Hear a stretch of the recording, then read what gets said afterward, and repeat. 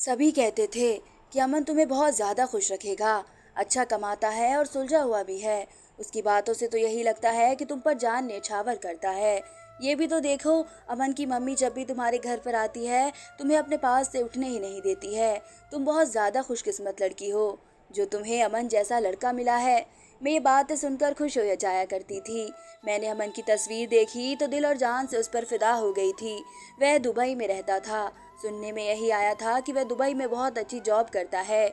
मेरी मम्मी बहुत ज़्यादा खुश थी, जिससे मैंने भी हामी भर दी थी और मेरी शादी अमन के साथ हो गई थी। हम एक हफ्ता पाकिस्तान में ही रहे थे। अमन ने मेरा बहुत ज़्यादा ख्याल रखा है, मेरी खूब आवभगत की। हमने बहुत ज़्यादा साथ वक्त गुजारा और फिर अमन वापस दुबई चला गया। उसकी अपनी छोटी बहन और माँ ने बहुत ज़्यादा प्यार किया और फिर 2 हफ्ते बाद ही मेरा भी वीज़ा आ गया और यूँ हम तीनों भी दुबई चले गए। अमन हमें एयरपोर्ट पर रिसीव करने आया था। वह बहुत ज़्यादा खुश नज़र आ रहा था। अमन ने मुझे बताया कि उसने किस तरह से गिन गिन कर दिन गुजारे हैं। उसने मुझसे वादा किया था कि वह मेरी ज़िंदगी को खुशियों से भर देगा, मुझे दुबई की सैर कराएगा। हम दोनों मियाँ बीवी एक दूसरे के साथ बहुत ज़्यादा खुश थे। हम दोनों हर जगह घूमने गए, एक साथ जाया करते थे। उसके साथ साथ मैं अपने घर के काम करने की कोशिश करती तो मेरी सास और ननद मेरा हाथ थाम कर मोहब्बत से कहती, मारिया अभी आपके दिन एंजॉय करने के हैं, आप खुद पर जिम्मेदारी मत डालिए। मैं उनकी बातें सुनकर बहुत ज़्यादा खुश हो जाया करती थी। सबने ठीक ही तो कहा था। मैं बहुत ज़्यादा खुश नसीब हूँ जो मुझे इस तरीके के लोग मिले हैं। मैंने 4 दिन में ही इस बात का अंदाज़ा लगा लिया था कि मेरे ससुराल में दुनिया की हर ज़रूरत की चीज़ मौजूद है। दुबई जैसे महंगे देश में भी ये ज़िंदगी की हर खुशी जी रहे थे। रात हुई तो मेरे पति ने मुझसे कहा कि अच्छी तरह से तैयार हो जाओ, हम दोनों डिनर पर जाएंगे। मैं खुशी खुशी तैयार हो गई। अमन ने मेरी तारीफ में ज़मीन और आसमान एक कर दिया था। हम दोनों एक दूसरे के साथ मुकम्मल लग रहे थे। मुझे ये ज़िंदगी बहुत हसीन लग रही थी, मगर मुझे कहाँ मालूम था ये सिर्फ थोड़ा सा मज़ा है। उसके बाद आजमाइशों के पहाड़ मुझ पर टूट पड़ेंगे। मैं और अमन वापस घर पर आ गए थे। फिर हम दोनों ने शादी की मूवी देखी। सारी रात हम एक दूसरे से बातें ही करते रहे, एक दूसरे की कंपनी इंजॉय करते रहे। सुबह के वक्त मेरी आंख लग गई थी। दोपहर के 2 बजे के करीब मैं नींद से उठा, फ्रेश होकर कमरे से बाहर आ गई। मेरे पति और सास बैठे हुए थे और दोनों के चेहरे के तासरात बहुत ज़्यादा सख्त थे। मैं बोली, अमन। अमन ने मेरी तरफ देखा और उठकर मेरे पास आ गए। अमन के चेहरे से ऐसे लग रहा था कि जैसे कि वो मुझसे बहुत ज़्यादा नाराज़ हो। और फिर देखते ही देखते अमन ने मुझे एक ही बार में तलाक दे दी। मैं बिल्कुल शॉक्ड थी। मुंह से कोई लफ्ज़ नहीं निकला था। मैं तो अपना कसूर भी नहीं पूछ पाई थी। फिर अमन कहने लगा, अभी और इसी वक्त मेरे घर से निकल जाओ। मैंने अपनी सास की तरफ देखा कि वह अपने बेटे से कुछ तो कहे, उसे ऐसा कदम उठाने से रोके, मगर उसने भी मुझसे नज़रें फेर ली थी और मुझे इस तरह से नज़रअंदाज कर दिया था जैसे कि मैं वजूद ही नहीं रखती, जिस्म में कोई हरकत नहीं बची थी। तब अमन ने मेरा हाथ पकड़ा और अपने घर से धक्का देकर निकाल दिया था। मैं फटी फटी निगाहों से अपने मुंह पर बंद दरवाजे को देख रही थी। मैं परदेश में भी बेघर हो गई थी। मेरे पास तो कोई ठिकाना नहीं था जहाँ मैं जा सकती। मैं थर थर काँपने लगी थी। खुद को संभालने के लिए सड़क पर चलती जा रही थी। जब मैं बहुत दूर पहुंच गई तो एक बेंच पर बैठकर फूट फूट कर रोने लगी और तब मुझे एक मर्द की आवाज़ सुनाई दी, क्या हुआ है आपको? ये मर्द मुझसे बोल रहा था। मैंने सर उठाकर बोला तो मेरे सामने अरबी खड़ा था, जिसके चेहरे पर परेशानी थी। वह तो मैं पढ़ी लिखी थी और इंग्लिश में बात करने में महारत रखती थी।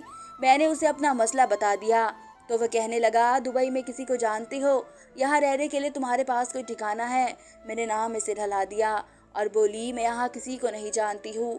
मैं तो यहाँ 5 दिन पहले ही आई थी। पति के साथ अच्छा वक्त गुजर रहा था, मगर ना जाने उसे क्या हो गया कि उसने मुझे तलाक ही दे दी।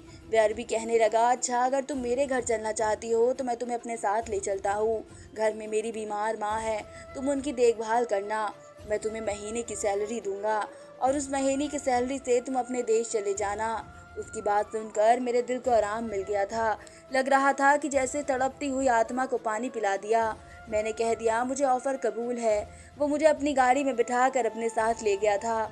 उसका घर बहुत ही खूबसूरत था। घर में बड़ी बड़ी एक चीज़ से एक जाहिर हो रही थी कि वे बहुत अमीर आदमी हैं। मैंने उससे कहा कि आपकी मम्मी कहाँ पर है? उसके चेहरे पर उदासी आ गई थी। उसने मुझे सोफे पर बैठ जाने के लिए कहा था और बोला, दरअसल मेरी माँ 1 हफ्ते से अस्पताल में दाखिल है, कल उन्हें छुट्टी मिल जाएगी तो वे घर वापस आ जाएंगे। मैंने माँ की सेहत के लिए अस्पताल से ही नर्स लेने का इरादा किया था, मगर नर्स अफोर्ड करना इतना आसान नहीं है। तुम्हें इस वक्त पैसे की ज़रूरत है, इसलिए मैं तुम्हें यहाँ पर ले आया हूँ। मैंने वैसे भी सुन रखा है कि पाकिस्तानी लड़कियां घर के कामों में बहुत अच्छी होती है। वह अरबी की बात सुनकर मैं बहुत ज़्यादा घबरा गई थी। ऐसा लग रहा था जैसे कि मैं बहुत मुसीबत में फंस चुकी हूँ। मैं बोली, मैं घर में आपके साथ नहीं रह सकती हूँ। वह भी कहने लगा, तुम इस बात की फिक्र मत करो, मैं यहाँ पर नहीं रहूँगा। दरअसल मेरे बहुत से काम पेंडिंग हैं। मैं अपनी मम्मी के आने से पहले सब कुछ निपटा लेना चाहता हूँ। आज मैं सारा दिन मसरूफ़ ही रहूँगा, घर के चक्कर भी नहीं लगा पाऊँगा। किचन में दुनिया जहाँ की हर चीज़ है, कुछ खाना हो तो पका कर खा लेना। मैंने सर हिला दिया तो वह भी घर से निकल गया था। मुझे अभी तक इस बात की परेशानी थी कि या मैंने इस अजनबी शख्स के यहाँ रुक कर ठीक किया या गलत। मैं भी क्या करूँ, मेरी मजबूरी थी। इसके अलावा मेरे पास और कुछ चारा भी नहीं था। मैं दिल ही दिल में दुआएं कर रही थी कि या ऊपर वाले मुझे किसी बड़ी मुसीबत से बचने से बचा लेना। मुझ पर तो पहले से ही मुसीबतों के पहाड़ टूट पड़े हैं। सारी रात यूं ही दुआएं करते हुए गुजर गई थी। ये तो ऊपर वाले का लाख लाख शुक्र था कि वह भी दोबारा घर पर नहीं आया था। अगले दिन सुबह ही लौट कर आया था। उसके साथ व्हीलचेयर पर उसकी माँ भी थी। उस अरबी की माँ ने मुझे देखकर ही अपने चेहरे पर कपड़ा डाल दिया था। न जाने उन्होंने मुझसे क्यों पर्दा किया था, या फिर वे पहले से ही पर्दा करती थी। इस बात ने मुझे कुछ परेशानी में डाल दिया था। मैंने खुद को तसल्ली दी कि वह बीमार औरत है, शायद इसी वजह से उन्होंने ऐसा किया होगा। मुझे इस बात की खुशी थी कि अरबी की बात सच साबित हो गई थी। उसकी माँ सच में बीमार थी। उस अरबी ने मेरे साथ किसी किस्म का धोखा नहीं किया था। अरबी अपनी माँ को छोड़कर आया और मेरे पास आकर कहने लगा, मुझे अपनी माँ से बहुत ज़्यादा मोहब्बत है। मैं छोटा सा था जब मेरे बाबा का इंतकाल हो गया था। तब से माँ ने मेरे बाप का भी किरदार अदा किया और माँ का भी, और कहा कि मैं उसके वक्त में उन्हें तन्हा नहीं छोड़ सकता, मैं उनका साथ दूंगा। तुम ये ना समझो कि मैंने अपनी माँ की सारी जिम्मेदारी तुम पर डाल दी है। तुम्हें कुछ ही घंटे उनका ख्याल रखना पड़ेगा। सुबह 8 बजे से शाम 4 बजे तक उनका ख्याल रखोगी। उसके बाद मैं घर आ जाया करूँगा और सारी जिम्मेदारी मुझ पर ही होगी। अरबी की बात सुनकर मैं बहुत ज़्यादा खुश हो गई थी। मैंने अरबी की माँ का ख्याल रखना शुरू कर दिया था और मुझे उस काम में कोई भी दिक्कत महसूस नहीं होती थी, क्योंकि मेरी ड्यूटी इतनी सी होती थी कि मुझे खाना ले जाकर उनके कमरे में रख देना होता था। क्योंकि वह मुझसे पर्दा करती थी, इसलिए वह मेरा हाथ से खाना भी नहीं खाती थी। वह मुझे बाहर जाने का इशारा कर देती थी और आधे घंटे बाद मैं खुद ही दरवाजे पर दस्तक देकर बर्तन उठाकर ले जाती थी। मैं उनको दवाइयाँ भी दिया करती थी।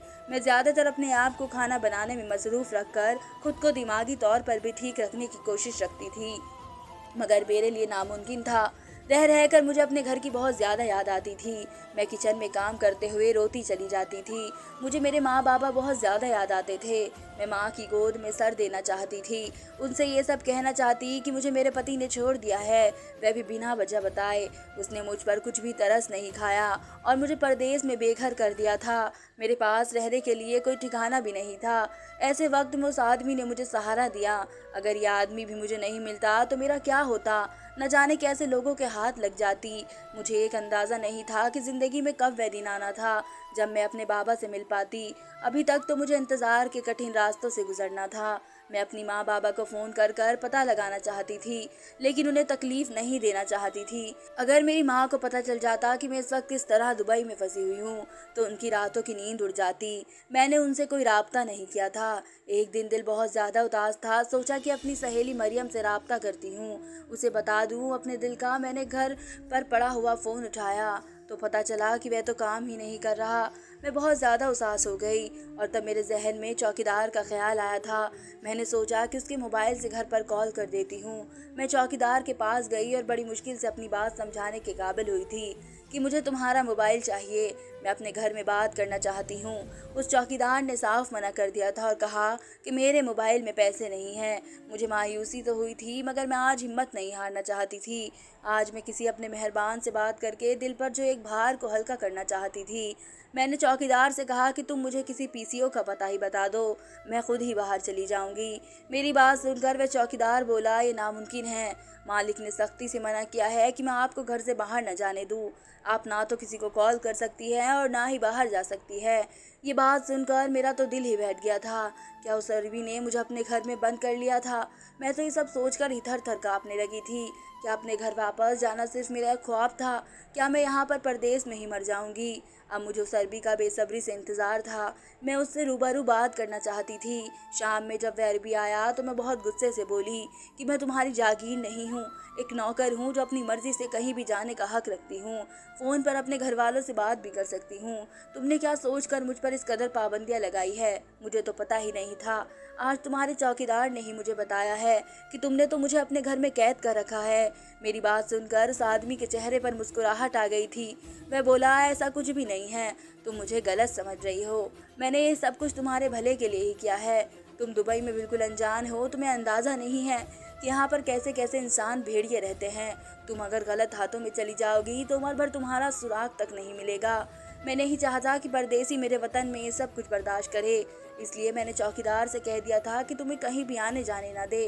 रही बात फ़ोन की, तो तुम अपनी माँ बाबा से बात करके क्या कहोगी कि मुझे मेरे पति ने तलाक दे दिया? मेरे पास टिकट के भी पैसे नहीं हैं और एक अरबी के यहाँ पर नौकर का काम कर रही हूँ ताकि उनके लिए पैसे इकट्ठे कर सकूँ। तुम अपने माँ बाप को तकलीफ में डालना चाहती हो। जब मैं अपनी माँ का दुख समझ सकता हूँ तो मैं किसी और के माँ बाबा का दुख क्यों नहीं समझ सकता? अच्छा होगा कि तुम 1 महीने की तनख्वाह लेकर अपने देश चले जाओ और वहाँ जाकर अपने हालात अपने माँ बाबा को बता देना। मुझे अरबी की बातें बहुत अच्छी लगी थी। मैंने मुस्कुरा कर उससे माफ़ी मांगी और बोली, माफ़ करना, तुम्हें समझने में मैंने गलती कर दी। दरअसल मुझे अपने ही पति से इस तरह का दुख मिला है कि मैं अब किसी पर भरोसा करने के काबिल नहीं हूँ। अरबी कुछ भी कहे बिना यहाँ से चला गया था। मुझे वहाँ पर काम करते हुए अभी कुछ ही दिन हुए थे। अभी मुझे बहुत ज़्यादा कठिन वक्त यहाँ पर गुजारना था। मेरे दिल की ख्वाहिश थी कि इस मेहरबान आदमी की माँ जल्दी से ठीक हो जाए, जो दूसरों का एहसास करता है, उसे अपनों की आजमाइश से बचा ले। मेरे घर के रूटीन में बिल्कुल भी तब्दीली नहीं हुई थी। मैं सारे घर के काम करती और फिर अरबी की मम्मी के दस्तक देकर दाखिल हो जाती। मैं उनके सामने खाना वगैरह रख कर बाहर निकल जाती। आज मैं जब बर्तन उठाने दोबारा कमरे में गई तो एक कागज़ ट्रे में मिला। मैं उसको उठाने लगी तो अरबी की माँ ने एकदम से उठी और मुझे कमरे से बाहर निकलने का इशारा किया। मैंने जल्दी से उनके हुक्म की तामील की। मैंने किचन में आकर बर्तन रख दिए और कागज़ उठाया। ये देखकर तो जान ही निकल गई थी कि उस कागज़ में उर्दू लिखी हुई थी, तुम यहाँ पर क्या कर रही हो? जिस कदर मुमकिन हो जाए मेरे घर से निकल जाओ। मैं तो गुमसुम सी थी, हाथ में कागज़ पकड़कर खड़ी रह गई कि अरबी की पाम पाकिस्तान से नहीं थी। अगर ऐसा नहीं था तो वह कैसे उर्दू लिखना जानती थी? चलो मैंने मान ही लिया कि उनको उर्दू आती भी थी, तो फिर मुझसे इस कदर नफ़रत क्यों कर रही थी? मैंने तो यहाँ आकर उनका घर ही संभाल लिया था, उनका भी ज़्यादा से ज़्यादा ख्याल रखने की कोशिश कर रही थी। मैं उनसे पूछना चाहती थी कि क्या वो मुझे जानती है, इसलिए मैं उनके कमरे में चली गई। मैंने जैसे ही कलाम करने की कोशिश की तो वह मुझे खा जाने वाली निगाहों से घूरने लगी थी। उसने मुझे जाने का इशारा कर दिया था और मैं एक बार फिर से कमरे से बाहर आ गई थी। जाने क्या मसला था, मेरे तो समझ में कुछ भी नहीं आ रहा था। मैं अजीब से रास्ते पर खड़ी थी। 4 बजे मैं अपने कमरे में आ गई थी। उस अरबी ने मुझे अपने लग्जरी घर के पीछे बने एक कमरे में रहने के लिए दिया हुआ था। सुबह से शाम 4 बजे तक मेरा वक्त बहुत अच्छा गुजरता था, मगर उससे आगे 1 मिनट भी बहुत मुश्किल से गुजरता था। मैं वहाँ दिन का गुजारा बहुत अच्छे से कर लेती थी। अकेलेपन में मुझे पाकिस्तान की याद आने लगती थी। अपनों का ख्याल बेचैन करता था कि न जाने क्या मेरे पीछे क्या होगा, पाकिस्तान में सब कैसे होगे। मेरी माँ ने न जाने कितनी बार मेरी ससुराल में कॉल किया होगा, मेरी खैरियत मालूम होगी। पता नहीं उन्होंने माँ से क्या कह दिया होगा, उन्हें क्या बताया होगा कि उनकी बेटी मारिया कहाँ चली गई है, वह फ़ोन पर बात क्यों नहीं करती। मैं यही सब सोच रही थी जब मेरे कमरे में दस्तक हुई। मैंने दरवाज़ा खोल दिया तो सामने वही अरबी आदमी खड़ा था। कहने लगा, मैं माफ़ी चाहता हूँ कि मैंने तुम्हें डिस्टर्ब कर दिया। दरअसल मैं तुम्हें किसी से मिलवाना चाहता हूँ। अरबी ने सारा नाम कहकर किसी को पुकारा था और मेरे सामने एक कम उम्र की अरबी औरत आ गई थी। बहुत ही ज़्यादा खूबसूरत लड़की थी। अरबी आदमी कहने लगा, मैंने माँ की देखभाल के लिए इन्हें काम पर रख लिया है, तुम बस मेरे घर को देखोगी, सफाई का सारा काम तुम्हारा ही होगा। मैंने सर हिला दिया तो अरबी कहने लगा, अब तुम्हारी ड्यूटी टाइमिंग भी ज़्यादा हो जाएगी, हो सकता है कि तुम्हें रात के वक्त मेरी माँ के साथ ही सोना पड़े। मैंने इसी पर भी कोई एतराज़ नहीं किया था। वह भी चला गया था। अगले दिन मैं काम पर गई तो सारा ने मुझे मालकिन के कमरे में जाने भी नहीं दिया था। मैंने उसे इशारों से समझाया था कि मैं तो मालकिन की तबीयत जानने के लिए जाना चाहती हूँ। सारा ने ना में सर हिला दिया और कहने लगी, इस चीज़ की ज़रूरत नहीं है, वह बिल्कुल ठीक है, रात के वक्त जब सोने का टाइम हो गया था तो सारा ने मुझे खुद ही मालकिन के कमरे में जाने के लिए कह दिया था। मैं वहां पर गई तो कमरे पर 2 बिस्तर लगे हुए थे, जबकि मालकिन अपने बेड पर लेटी हुई थी। सारा ने मुझे इशारे से समझा कि हम दोनों मालकिन के साथ ही सोया करेंगे। रात के वक्त उनकी हालत बिगड़ जाती है और मुझसे अकेले से सब कुछ नहीं होगा। मैंने दिल में शुक्र अदा किया कि मेरी जान नौकर वाले कमरे से छूट गई थी, क्योंकि वहां पर मुझे अकेलेपन का एहसास बहुत ज़्यादा होता था। मुझे नींद नहीं आती थी कि रातों की नींद ना सोने की वजह से मैं बहुत जल्दी ही सो गई थी। सुबह सोकर उठी तो सारा कहने लगी कि नहा लो। मैं हैरान हो गई थी। वजह पूछी तो कहने लगी कि हम मालकिन के कमरे में सोए थे, न जाने कितने यहाँ पर कीटाणु होंगे, इसलिए ज़रूरी है नहा लो। मैंने सारा की बात मानकर नहा ली थी और फिर घर के काम में मसरूफ़ हो गई थी। मेरे लिए बात काफ़ी हैरान करने वाली थी कि सारा तो मालकिन के कमरे से बिल्कुल भी बाहर नहीं आती थी, जबकि मालकिन मुझे तो एक पल के लिए भी अपने कमरे में बर्दाश्त नहीं करती थी। मैं मालकिन से बात करना चाहती थी, उनसे रूबरू होना चाहती थी कि आखिर उन्हें उर्दू कैसे आती है और फिर वह मुझसे इस कदर नफरत क्यों करती है कि मुझे अपने घर से निकाल देना चाहती है। ये अभी तक एक राज ही था। मुझे तो लगता था कि मेरा महीना ऐसे ही ख़त्म हो जाएगा और मैं अभी मालिक से पैसे लेकर अपने देश वापस आ जाऊंगी, मगर नकाबपोश मालकिन का राज मालूम नहीं कर पाऊंगी। जैसे जैसे दिन गुजरते जा रहे थे मेरा दिल और हैरत बढ़ती जा रही थी और फिर एक टाइम में इतनी बेचैन हो गई थी कि मेरी आंखों से नींद ही उड़ गई थी। मैं करवटें बदलती रही मगर नींद मुझ पर मेहरबान नहीं हो रही थी। मैंने सारा की तरफ देखा तो वह बहुत मज़े से खर्राटे लेकर सो रही थी। तब मैं एकदम से उठ बैठी। मैंने सोचा कि चलो और कुछ नहीं तो मालकिन का चेहरा ही देख लेती हूँ। मैं दबे पाँव से मालकिन के सामने जाकर खड़ी हो गई थी। मैंने उनके चेहरे से कपड़ा हटा दिया, फिर चेहरा देखकर मेरे पैरों तले ज़मीन निकल गई। ये मेरे लिए कोई अजनबी चेहरा नहीं था, मैं इसे अच्छी तरह से जानती थी। मालकिन भी नींद से उठ चुकी थी और कमरे में हल्की सी रोशनी थी। हम दोनों की नज़रें मिली। मैं सवाल करना चाहती थी मगर मालकिन ने मुझे रोक दिया था और जाने का इशारा कर दिया। मैं अपने बिस्तर पर आकर लेट गई थी। अब मामला पहले से ज़्यादा उलझ गया था। ये यहाँ पर कैसे पहुँची थी? ये तो मेरी ननंद बुशरा थी। इसका भला अरबी के यहाँ पर क्या काम था? जहाँ तक मुझे मालूम है मेरी ननंद कुंवारी थी। वह इतने दिनों से अपने घर से गायब थी तो क्या उसके घर वालों को कोई परेशानी नहीं थी? और ये बोला था उसने मेरी ननंद के बारे में, ये क्यों कहा था कि वह उसकी माँ है? यकीनन कुछ तो गड़बड़ ज़रूर थी। मुझे इस बात का यकीन हो चुका था कि मेरी ननंद किसी मुसीबत में फंसी हुई है, उसको कोई खतरा है। और अब सोचने की बात ये थी कि क्या मुझे उस शख्स की बहन की फिक्र करने की ज़रूरत थी या नहीं, जिसकी वजह से मेरी ज़िंदगी तबाह और बर्बाद हो गई थी, जिसने मुझे तलाक देने से एक बार भी नहीं सोचा था। वह औरत जो मुझे पाकिस्तान से बड़े मान के साथ लेकर आई थी, मगर जब तलाक दे रहा था तो उसने अपने बेटे को क्यों नहीं रोका था? दिल तो चाहता था कि अपनी जान बचाकर यहाँ से भाग जाती, मगर ये इंसानियत का सबसे नीचा दर्जा होता। मेरे साथ बुरा तो मेरे पति ने किया था, उसकी सज़ा भला मैं अपनी ननंद को कैसे दे सकती थी? मैंने सोच लिया था कि अपनी ननंद के साथ बात खत के ज़रिए करनी है और नौकर वाले कमरे में जाकर खत लिखा और उससे पूछा कि तुम मुझे बताओ तुम यहाँ पर क्या कर रही हो, तुम्हें किसी की कोई मदद तो नहीं चाहिए? अब मसला ये कैसे पहुँचे और इसका हल मैंने यही निकाला था कि सारा को बहाने से किचन में बुलाकर मैं खुद बाहर निकल जाऊंगी। मैंने इस चीज़ का फ़ायदा उठाया और उसके पास वह सब छोड़ कर आ गई थी। शाम के वक्त मैंने फिर से बहाना बनाया और सारा से कहा कि मालकिन के कमरे में बर्तन उठाने जा रही हूँ। उसने मुझे देखा तो एक कागज़ बर्तन की ट्रे में रख दिया था। बर्तन मैंने किचन में रख दिए थे और खुद बाथरूम में जाकर उसका खत पढ़ा। उसने लिखा था, मुझे मदद की ज़रूरत है, भाभी आप पुलिस को बता दीजिए, और उसने नीचे दुबई का नंबर भी लिखा हुआ था। मैं बहुत ज़्यादा हैरत में पड़ गई थी और सोच में पड़ गई थी कि मैं किस तरीके से फ़ोन करूं, क्योंकि मेरे पास तो मोबाइल ही नहीं था। उसी टाइम मेरी नज़र सारा पर पड़ी, जो अपने मोबाइल से किसी से बात कर रही थी। मेरे लबों पर मुस्कुराहट फैल गई थी। वह औरत जो अरबी में मेरे लिए रखी थी वही अनजाने में मेरे काम आ रही थी। जैसे ही सारा उसके कमरे में गई मैंने उसका मोबाइल उठा लिया और बाथरूम में जाकर पुलिस को सारे हालात बता दिए। पुलिस ने मुझे कहा था कि बस हम पहुंचने वाले हैं थोड़ी देर में। अरबी भी घर पर आ गया था। मैं भागती हुई उनके पास आई और बोली कि हमारे गेस्ट रूम में सांप आ गया है। वो बहुत ज़्यादा घबरा गया था। वो और सारा जल्दी से गेस्ट रूम में चले गए थे। जैसे ही वे गेस्ट रूम में दाखिल हुए थे मैंने ब्लॉक कर दिया था।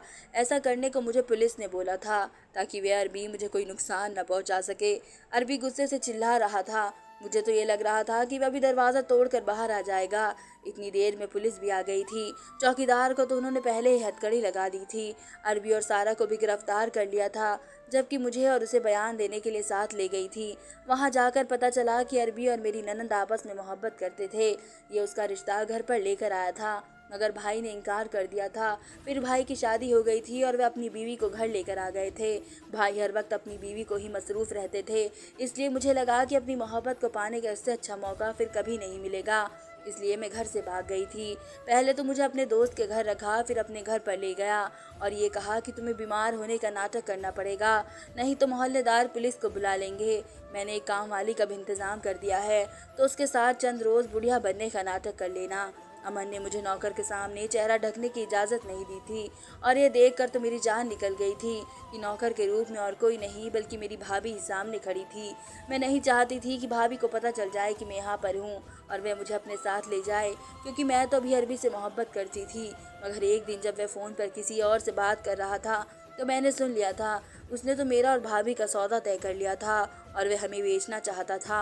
मैं तो वहाँ पर फंसी हुई थी, इसलिए भाभी को वहाँ से भगा देना चाहती थी। उसकी भाई और मम्मी को भी थाने बुला लिया था। मेरी बात सुनकर सास रोने लगी। मुझे माफ़ कर देना बेटी, तुम्हारी तलाक मेरी वजह से हुई थी। जब मेरी बेटी घर से भाग गई थी तो मैंने तुम्हारे पति से कह दिया कि तुम्हारी बीवी सब में शामिल थी, उसी ने तुम्हारी बहन को भगाया है, इसलिए तुम्हें गुस्से में तलाक दे दी थी। और मुझे आज मालूम हुआ कि तुमने ही मेरी बेटी को बचाया है। तुम मुझे माफ़ कर दो। सास ने मेरी ज़िंदगी तबाह कर दी थी। माफ़ करना इतना आसान नहीं था। पुलिस ने छापे मार कर अरबी के गिरोह को पकड़ लिया था और मुझे अपने देश पहुंचा दिया गया था। मेरी टूटी फूटी हालत देखकर मेरी माँ को बहुत ज़्यादा तकलीफ़ हो गई थी और आज मैं अपनी माँ के साथ ही खुशी से जी रही हूँ। धन्यवाद दोस्तों।